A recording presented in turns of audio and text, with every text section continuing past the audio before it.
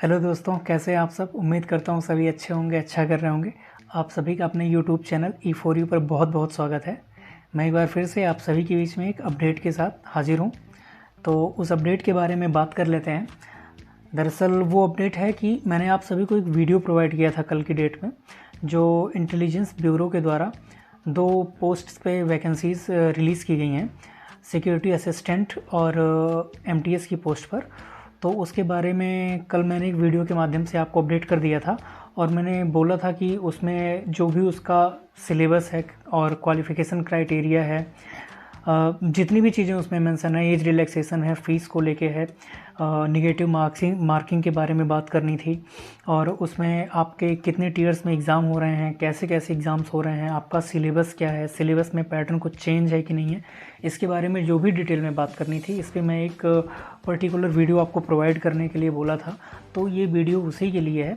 आपके लिए एक कोशिश किया हूँ, बहुत बेहतर तरीके से चीज़ों को आपके सामने रखने की कोशिश किया हूँ। तो ज़्यादा समय न लेते हुए मैं आप सभी को स्क्रीन पे ले चलता हूँ और बात कर लेते हैं पूरा डिटेल में कि इसमें कैसे चीज़ें करनी हैं और कैसे चीज़ें नहीं करनी हैं। बाकी आगे बढ़ते हैं। तो आइए दोस्तों, चलते हैं आगे, बात कर लेते हैं हम इसके बारे में। जैसा कि आप सभी देख पा रहे होंगे, इसमें ऊपर लिखा हुआ है, vacancies reserved for PWD and ESM will be allocated on centralized basis without allocating them to a particular SIB, which would allow the PWD and ESM from all the civics to complete against vacancies reserved for them. The selection would be done on merit basis and the vacancies will be allocated to the SIB to which the selected candidates belongs to. तो इसमें है कि आप ये जो vacancy है ये PWD और ESM के लिए रिजर्व्ड है। और इसमें एक चीज़ और मेंशन की गई है यहाँ पर कि ये मेरिट, एक सेकंड में पेन ऑन कर लेता हूँ। हाँ, यहाँ पे कि ये मेरिट बेसिस पे आपका इसमें सिलेक्शन किया जाएगा। बाकी आगे बढ़ते हैं, बात कर लेते हैं। Applicants are advised to go through all parameters under different paras and sub-paras mentioned below and satisfied themselves about their suitability in terms of age limit, essentials qualification for the post of security assistant या executive or MTS. Candidates fulfilling eligibility criteria for the post as mentioned below may apply online through MHA website। यहाँ पे दोनों websites के नाम दिए हुए हैं आपके, www.mha.government.in और NCS का पोर्टल है एक, www.ncs.gov.in। तो आप इन दोनों पे कर सकते हैं। एक चीज़ आपको यहाँ पे और नोटिस करने लायक है कि आप यहाँ पे जो ये फॉर्म है ये दोनों पोस्ट के लिए डाल सकते हैं। और इसमें आगे बताया गया है कि आपको बताऊँगा अभी कि आपका जो कैंडिडेचर है वो, मतलब आपकी एग्ज़ाम के बाद आपका देखा जाएगा। वो अगर सिक्योरिटी असिस्टेंट के लिए लगेगा, पहले आप उसी के लिए फ़ाइट करोगे, उसके बाद MTS के लिए फ़ाइट करोगे। फ़िलहाल में आगे बात कर लेते हैं हम पोस्ट के बारे में, डिस्क्रिप्शन ले लेते हैं पूरा डिटेल में। तो जैसा कि आप देख पा रहे होंगे कि पोस्ट की नेम्स जो हैं दोनों, एक है सिक्योरिटी असिस्टेंट एग्जीक्यूटिव की, दूसरी MTS जनरल की। और आगे क्लासिफिकेशंस की बात कर लेते हैं। तो जनरल सेंट्रल सर्विस है ग्रुप C की, नॉन गस्टेड है, नॉन मिनिस्ट्रियल है। आगे बात कर लेते हैं पे स्केल की इसके। तो इसका जो पे स्केल है वो आपका लेवल 3 का है, जिसमें आपको 21,700 से 69,100 रुपये तक की सैलरी दी जाती है, जिसमें आपके अलाउंसेस भी ऐड होते हैं, जिसके बारे में नीचे नोट में दिया हुआ है कि specially security allowances 20% of basic pay in additional to other government allowances.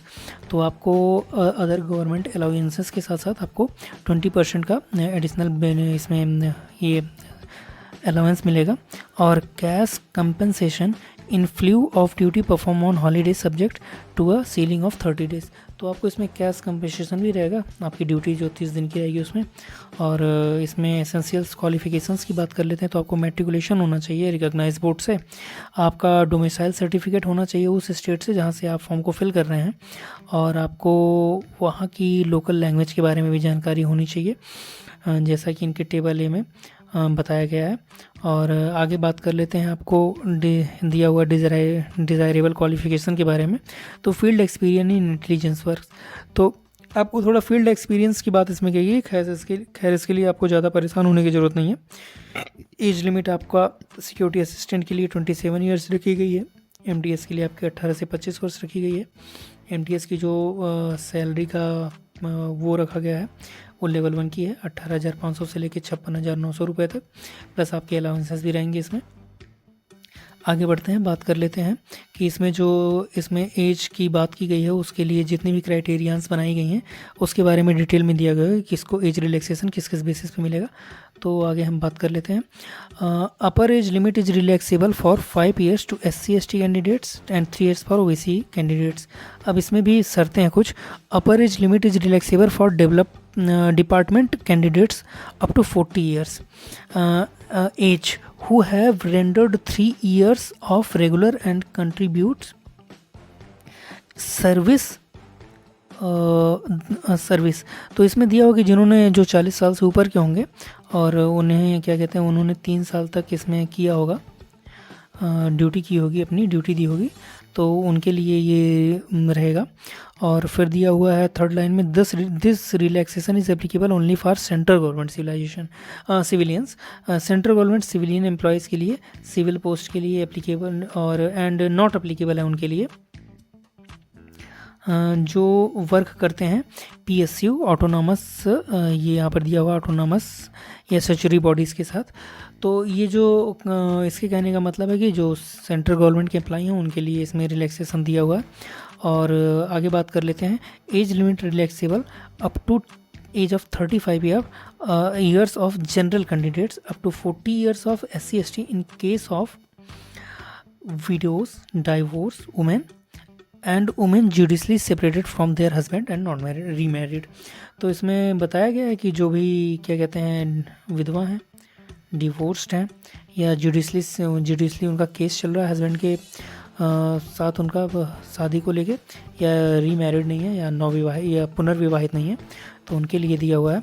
फिर आगे दिया हुआ the age limit is relaxable for ex serviceman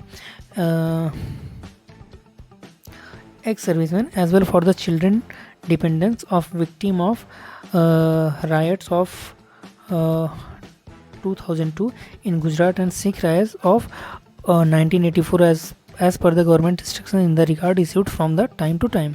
तो इसमें दिया हुआ है कि आपका जो विक्टिम राइट्स हुआ था 2002 का और गुजरात एंड सिख दंगे जो हुए थे, तो उसमें जो लोगों के साथ हुआ है उनके लिए भी रिलैक्सेशन दिया हुआ है। फिर आगे बात की हुई the age limit is relaxable up to maximum 5 years of meritorious sports person specified in para 1 DOP and AR OM 14/015 176 dated 4/8/1988। The candidate claiming for age relaxation in the category must have a desired certificate in the form and from the authority prescribed in OM under reference. इसमें बात की गई है जो sports से जुड़े लोग हैं उन्हें इसके बारे में डिटेल जानकारी लेकर अपने सर्टिफिकेट्स वगैरह प्रोवाइड करके एज रिलैक्सेशन की डिमांड की जा सकती है। और इसमें आखिरी में बात कर लेते हैं, if a person with disability in entitled to age concession by virtue of being a central government employee, concession to his her will be admissible either as a person with disability or as a central government employee which is more beneficial to him or her. तो इसमें disabilities जिनके पास है उनके बारे में बात किया गया है कि वो इसके बारे में जानकारी ले सकते हैं। अगले पेज पर बढ़ते हैं, हम बात कर लेते हैं, कुछ चीज़ें नोट डाउन इसमें की गई हैं जिसके बारे में हम बात करेंगे। The post of SAEXE being an operational post is not reserved for any category HH, OH, VH, autism of PWD, hence they need not to apply. However, there is a provision of reservation for all categories except 100% right of PWD of the post of MTS and general। तो इसमें बताया गया है कि जो आपकी ये posts हैं सिक्योरिटी असिस्टेंट एग्जीक्यूटिव की, ये जो हैं वो PWD के लिए रिजर्व्ड हैं और उन्हें अप्लाई करने की इसमें ज़रूरत नहीं है। उनको जिस हिसाब से चीज़ें मेंशन की गई हैं उसमें रिजर्वेशन मिल जाएगा। और नोट 2 में दिया गया है the reservation of vacancies for OBC, SC, ST, EWS, ex serviceman and PWDs in as per rules. तो रूल्स आप जान ही रहे हो, बाकी आप डिटेल में इनके बारे में चीज़ें देख भी सकते हो। नोट 3 में the candidates can opt for the post of security assistant executive और एमटीएस जनरल फॉर बोथ। तो इसके बारे में मैं पहले भी बता चुका था कि आप दोनों के लिए कर सकते हो। और लिखा हुआ आगे, in case a candidate opts for both the post he would be initially considered for the post of security assistant executive and then for the post of MTS. तो पहले इसमें आप जो है उसमें कंसीडर किए जाएंगे सिक्योरिटी असिस्टेंट की पोस्ट पे, उसके बाद आप एमटीएस के लिए किए जाएंगे। यदि आप एलिजिबल रहेंगे सिक्योरिटी असिस्टेंट के लिए तो आप उसमें क्वालिफाइड मान लिए जाएंगे। यदि आप एमटीएस के लिए रहेंगे, ऐसे एग्जीक्यूटिव के लिए नहीं रहेंगे तो उसमें कर पाएंगे। आगे है, however in case he is finally selected for the post of security assistant तो his candidature for the post of MTS general would be stand cancel. तो उसको कैंसिल कर दिया जाएगा। एमटीएस के लिए आपको पोस्ट मिल जाएगी एग्जीक्यूटिव वाली। और नोट 4 में आगे बात कर लेते हैं, the candidate can opt only for SIB and would thus we considers for vacancies are marked for the SIB only. Applicants received for more than one SIB for a candidate would be summarily rejected. तो इसमें ये है कि जो एक SIB के लिए भी आप कर सकते हो और उसमें ये आपको कंसीडर करेंगे यदि अगर कोई आपके लिए एप्लीकेशंस रिसीव्ड होते हैं तो आपको वो क्या कहते हैं, बोला है then one SIB from a candidate would be summarily rejected, तो उसे रिजेक्ट कर दिया जाएगा। खैर आगे बात कर लेते हैं, उस चीज़ पर उतना ध्यान मत दीजिए। सेकंड है आपकी सर्विस लाइबिलिटी के बारे में बात की गई है। The post involves all India service liability, therefore the candidates willing to serve anywhere in the India only need to apply. तो आपके जो एग्ज़ाम्स हैं जैसे कि आप जान रहे होंगे 3 टीयर्स में होने वाले हैं। तो स्कीम्स ऑफ एग्जामिनेशन में हम देख लेते हैं आगे। टीयर 1 में आपका क्या क्या रहने वाला है, जो एसए और एमटीएस के लिए दोनों के लिए आपका जो सिलेबस है सिलेबस सेम टू सेम है, पेपर एक ही होने वाला है। तो डिस्क्रिप्शन ऑफ एग्जामिनेशन देखिए, online exam of objective of type MCQ divided in 5 parts, 20 question of 1 mark each other.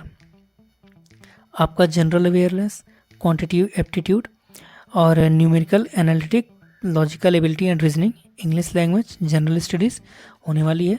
Total 100 number का होने वाला है। टाइमिंग आपकी 1 घंटे की है। इसमें निगेटिव मार्किंग है 1/4 की, 0.25 की निगेटिव मार्किंग भी है आपकी। और ये आपका एमसीक्यू क्वेश्चंस होने वाला है, सीबीटी बेस्ड क्वेश्चन है ये, इस कंप्यूटर बेस्ड टेस्ट होगा आपका।